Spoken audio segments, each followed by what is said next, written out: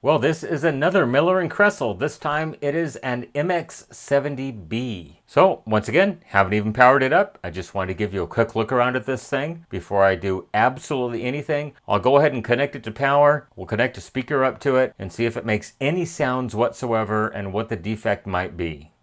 So a lot of these units have this aluminum shield that you have to fold back to get to the board. I know it's extremely bright and extremely reflective, but let me get it folded back and we'll take a look at the main board.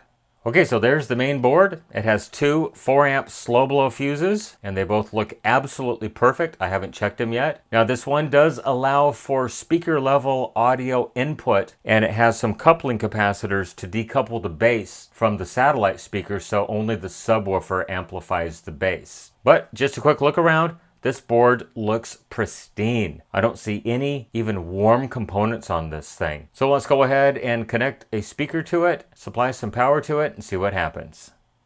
So I just wanted to show you this real quick. Some of these units actually have two speakers, and if you notice, one speaker is inverted from the other speaker. The cones don't both drive in the same direction. One's going to be mounted with the magnet outward, one's going to be mounted with the magnet inward. So I just wanted to show you that these two connectors right here, this connector right there is one of the speaker connectors, and these terminals are one of the other speaker connectors. So if I measure ohms from the negative of the terminal to the positive of the plug, I should get 0 ohms because those are effectively the same lead. Once again, if I measure from the positive lead, the terminal lead, to the negative of the plug, I'll get the same thing, basically 0 ohms. But just to show you that they're not electrically connected, no connection there, and no connection there. Okay, I do have a speaker connected. I do not have an input connected, but the bass level is set at minimum, and I kind of trust that. The pop might be bad. I don't know. We'll find out in a few minutes. Low pass is set at 125 hertz. Phase is positive. I have nothing connected to the amplifier or the high pass speakers, but I'm just going to go ahead and give this thing 120 volts, and we'll see if it makes any sounds, good or bad. And I got a nice thunk. I got a red power LED. And I don't hear any bad sounds. So that's a very good sign. And it's only drawing about 10 watts, which is probably 99% just the power transformer consumption at this point. So next, let's go ahead and hook up a MP3 player to it and see if we get more sounds. Oh my God, I didn't record the whole freaking thing, really? All right, let's take that again. Okay, MP3 player is connected. Power on. I do have a signal going into it.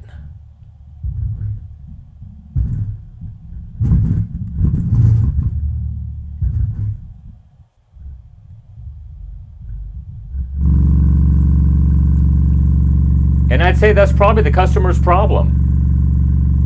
It's breaking into oscillation. So even if I have the MP3 player disconnected, I still have probably about a 30 hertz oscillation. I mean, it could just be a dirty pot, but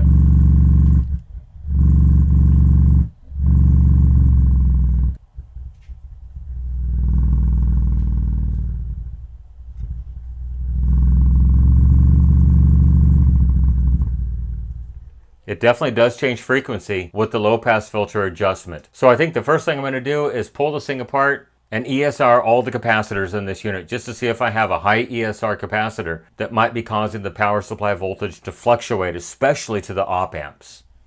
So let's go ahead and try to discharge this thing. I'll turn the power off and we'll try to get some audio out of it. Okay, it's discharged.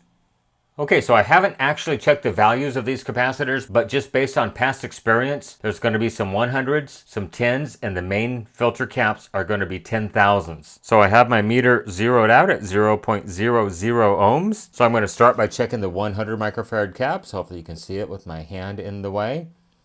And I see 0.21. That's not too terribly bad. I'd like to actually see a little bit lower on a system like this.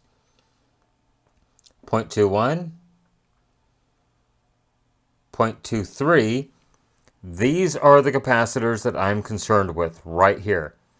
That is what filters the 12 volts after the Zener diode regulators. And I see 1.5 on that one, and I see 0.36, not too terribly bad. Now these are the 10 microfarad capacitors. Wow, 0.10, excellent on that one. And 0.09, excellent on that one. So these are the 10,000s. The most I'd like to see is 0.01. And it's toggling between 0, and 0.1. I'm perfectly happy with that.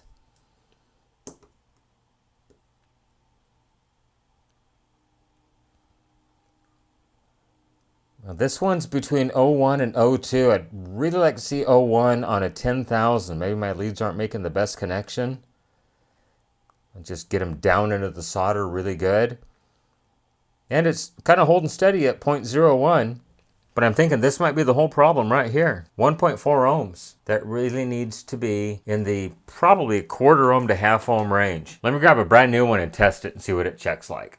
Okay, these are brand new 100 microfarad 63 volt filter capacitors. And I ordered these because they are very low ESR caps. And I'm seeing 0.05 on that one. 0.05 on that one. That's what I'd like to see. 0.05. I saw 04, then 05. I'm going to say that all of these are probably going to be 0.04 to 0.05. Let me go ahead and recheck my lead integrity right now. And yes, we're at 0.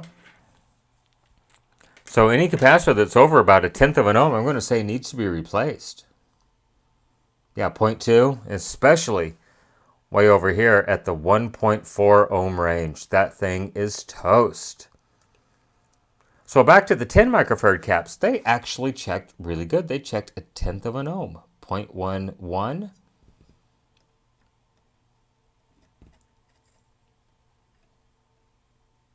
And 0.09, 0.10. I'm very happy with those.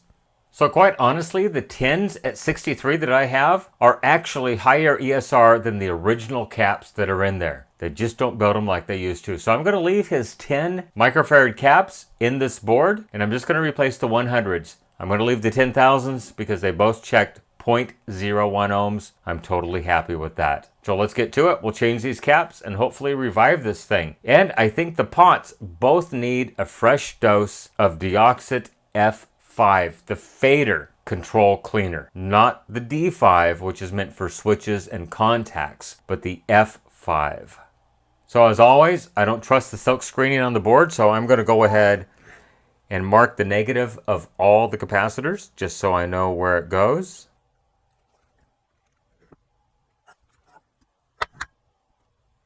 Okay, there we go. All the 100s are marked. Let's go ahead and desolder them and slap some new ones in here. Once again, we'll shoot the pots with Deoxit and see if we get better results.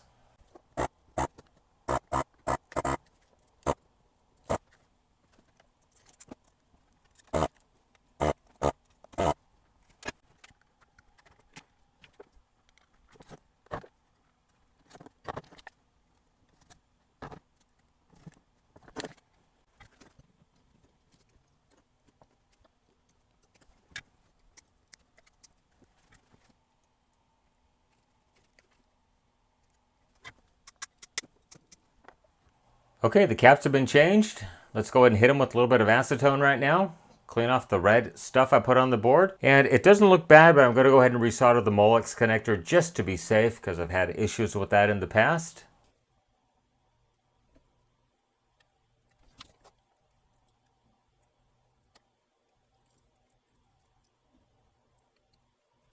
Okay, there we go. All started up. Let's go ahead and clean the board up now.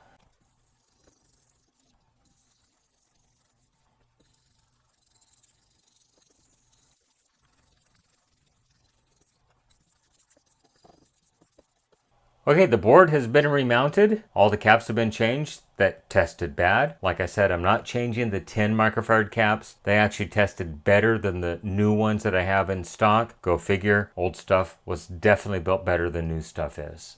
So make sure if you're doing one of these at home, so there is a fiber insulator between the chip and the board, then the board, and then a fiber insulator between the screw, washer, and the board. So make sure you get both of those in, both the fiber washers. Don't lose those. They set up the clearance between the circuit board and the STK chip. Also, when looking over here at the non-STK side, so you just have an aluminum standoff right here, then the circuit board, then a fiber washer, flat washer, lock washer, and the screw. Same with this side. Aluminum standoff, circuit board, fiber washer, flat washer, lock washer, and then the screw. Now keep in mind, some of these do have an actual heatsink pad, a thermal pad in between the heatsink and the aluminum chassis. So make sure that you keep track of that and don't destroy it. And there is a thermal pad. You can kind of see it right there. And that goes in between the STK chip and the aluminum chassis. So just make sure you get everything back in the order in which it was disassembled. Now let's go ahead and test these capacitors right here. And so what they're doing here is, because later amplifiers might have a floating ground, they're not actually connecting the grounds together here. So they're actually capacitively coupling the hot lead, which is these leads right here. So this would be the left input and the left output, the right input, the right output, and then the left ground and the right ground. So we can actually ESR all four of those capacitors quite easily. Okay, so ESR meter is set up and I have verified lead integrity. So if I go from, I believe this is the positive input to the positive output, I have 0.08 ohms and I'm perfectly fine with that. The other positive input to the other positive output, I have 0.03. And then from the ground to the ground, I have 0.02, 0.01. The other ground to the other ground, I have 0.03. The only one in question right here is 0.07. Compare it to this channel, and I have 0.03. That's really not that bad in an 8 ohm system. Now I am going to go ahead and add some hot glue, because when this thing left the factory, it actually was glued down with hot glue. So I'll go ahead and re-hot glue that capacitor in place. I'm not concerned with any of these basically band pass capacitors whatsoever. And I think I'm going to add a drop of hot glue because they actually hot glued this to the main filter cap so it didn't vibrate. All the rest of them seem to be pretty good. They didn't glue any of these down, and they're actually kind of loose, but I think they're going to be okay. So I'm just going to follow the manufacturer, what they did, and put it back basically the way I found it. So I think I've changed my mind. I'm not going to use hot glue. I'm going to use this GE Silicone 2 Plus waterproof clear silicone. And the only reason I'm using this is because it has a service temperature of up to 400 degrees Fahrenheit. And some of these resistors might get warm. And I'm a little concerned because they didn't anchor these things to the board at all. And the heavy base can actually cause them to break free from the circuit board. And the only reason I chose this, and I'll have to pull this board off, because if I look at this one, it's okay. That one's okay. That one's okay. That one is not okay. It is clearly disconnected from the board. You can actually see it as I jiggle it, how it resonates there. So only one lead is connected. So I'm going to go ahead and add some silicone RTV to these caps to hold them to the board. And just as a service to the customer, I'm going to add a bead of silicone as much as I can get around these resistors just to hold them to the board.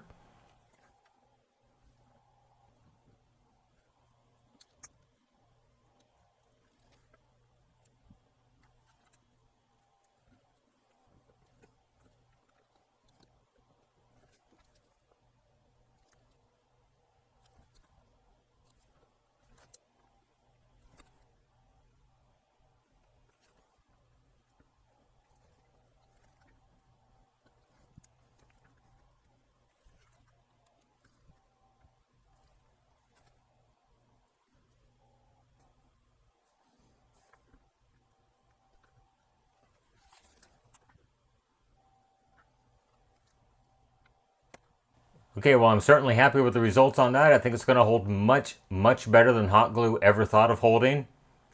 And I couldn't really get down to shoot some on that capacitor that the factory installed, but I did actually add some to all the resistors and a lot of the capacitors that I changed. And I think this thing is going to hold up much, much better. Let's clean that off a little bit right there. So yeah, I think this is going to actually hold those resistors down and keep the leads from fatiguing over time. So next, I need to go ahead and just pull this board completely off and figure out what is going on with this one resistor, why it is so loose. None of the other ones are like that at all. So this one has broken free from the circuit board.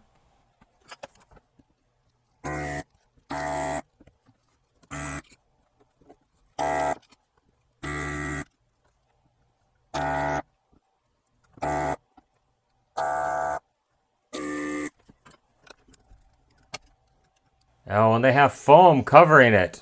So I got to get this foam off of there.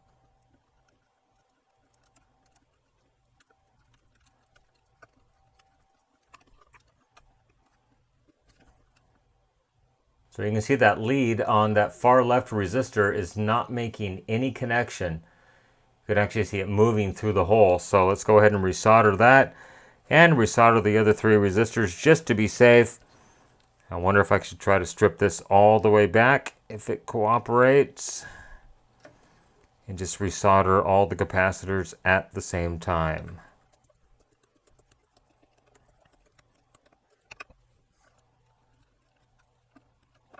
Yeah, even that one right there, even though it is secure, it's got a hole in it.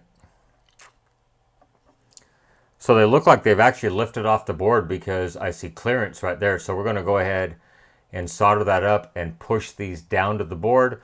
We'll add some more silicone RTV. We'll add some RTV to this capacitor and get this thing ready to ship back to the customer, solder up all the capacitors, and I think this thing is going to be good.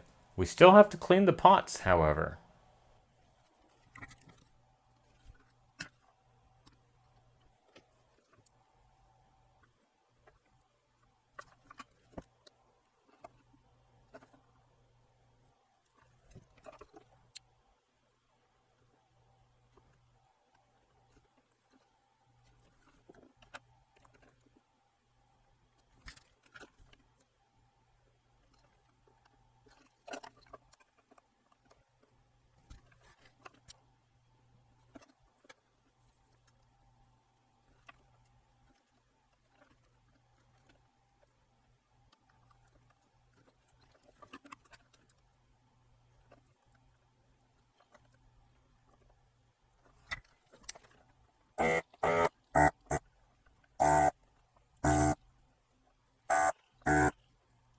All right, so far, pretty happy with those results.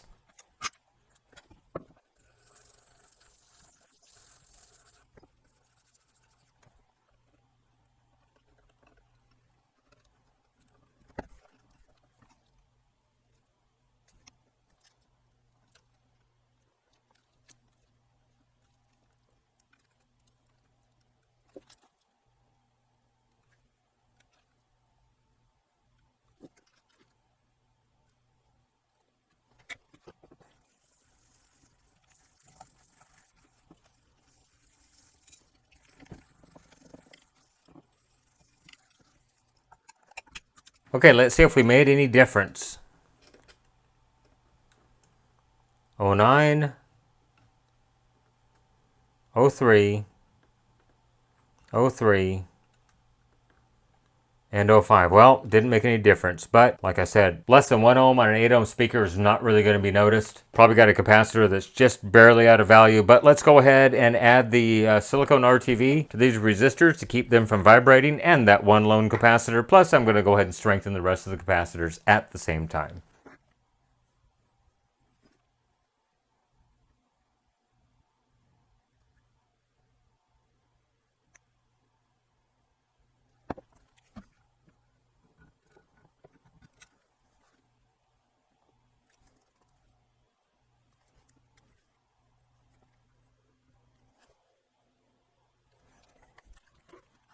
All right, so I don't think we'll have any more vibration on those capacitors. So I think we're going to be good. Let's go ahead and clean the pots and we'll give it a final try before we box it up and ship it back to the customer.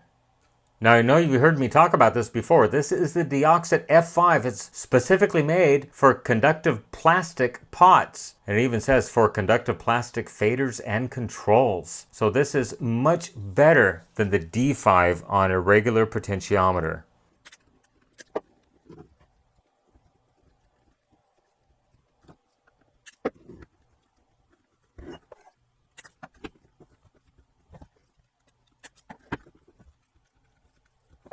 And while we are waiting for the RTV to vulcanize, we'll go ahead and just add a little bit of pretension to these connectors just to make sure we're not going to have any problems in the future.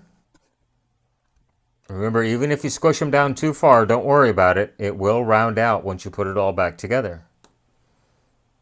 Especially that one right there. Once I put the pin in, it's going to squish right out normally.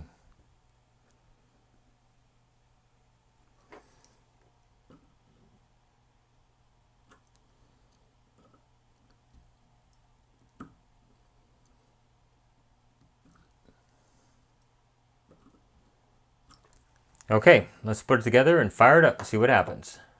Okay, here we go. Power on. Let's turn up the bass. And I have nothing whatsoever. Absolute silence. Well, let's go ahead and put an MP3 player into it and see what happens. All right, here we go.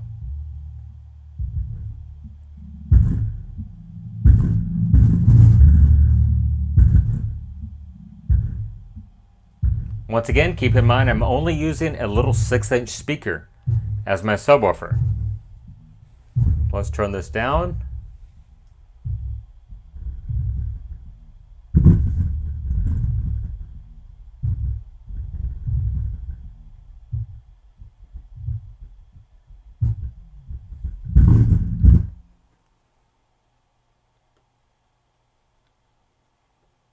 So I have no oscillation anywhere.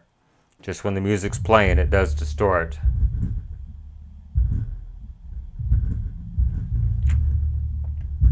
Because this thing has so much bass.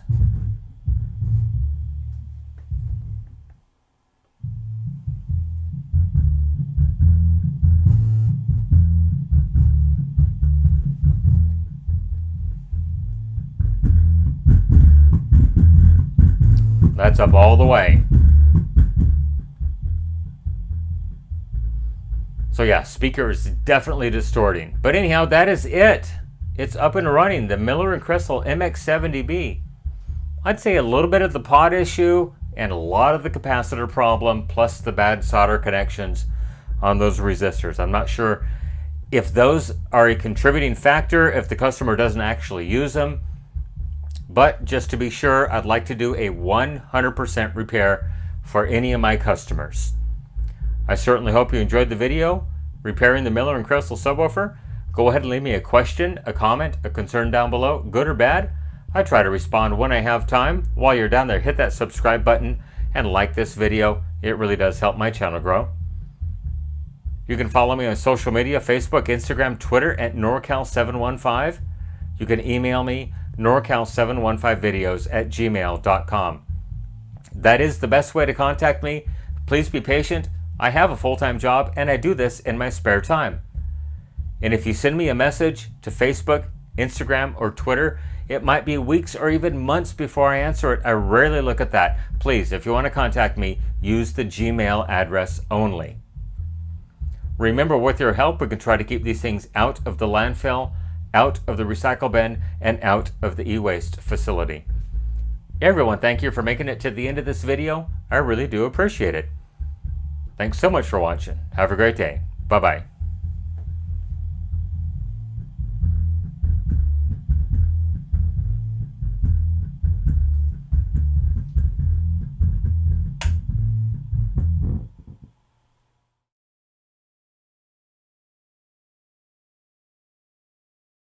Okay, a little unedited bonus footage. Let's go ahead and test all the capacitors out of circuit.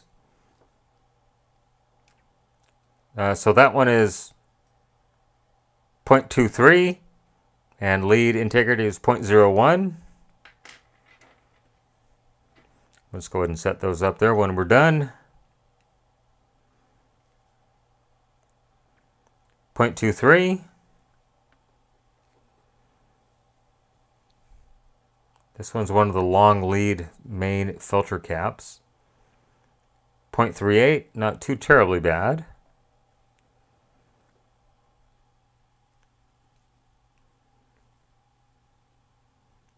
And 0.27.